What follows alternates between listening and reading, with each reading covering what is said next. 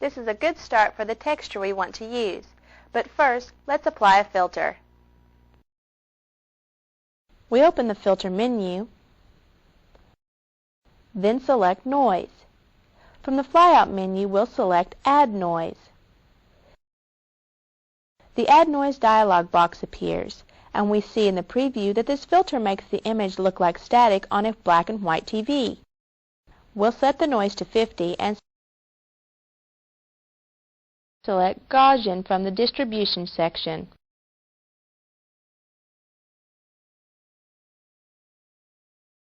Gaussian with the preview, so we'll click OK to apply this filter. We are satisfied. Most of the filters that come with Photoshop have a simple interface like the one we have just seen. Of course, the options available will depend on the filter, but most filters have a preview mode so we can see how the filter will affect the image before we apply it. Let's try another filter. Next, we'll blur the image. Because this image will only be used for a texture, it is not necessary to see all the details. First, open the Filter menu and select Blur. In the flyout menu, we see there are several types of blur filters available. Let's select the Motion Blur. In the Motion Blur dialog box, we can adjust the angle of the blur and the distance.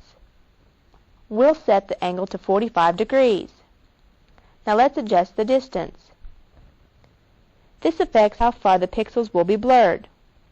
The greater the distance, the faster the image appears to be moving. We enter 45, and the preview shows us that the image is no longer distinguishable. This is blurred a little bit too much for this application, so we'll lower the distance to 10 pixels. And click OK to apply the filter. Finally, we add one of the most popular filters, Emboss. From the Filter menu, we select the Stylize option. Then select Emboss from the flyout menu. This filter has angle options, the same as the Motion Blur filter for height and amount. Let's begin by adjusting the angle. If we were to drag the angle, you would notice how the image changes to reflect the angle of a simulated lit source. Set the angle to 140%. Then we'll set the height to 4 pixels and the amount to 85%. And click OK. Now we have created a texture.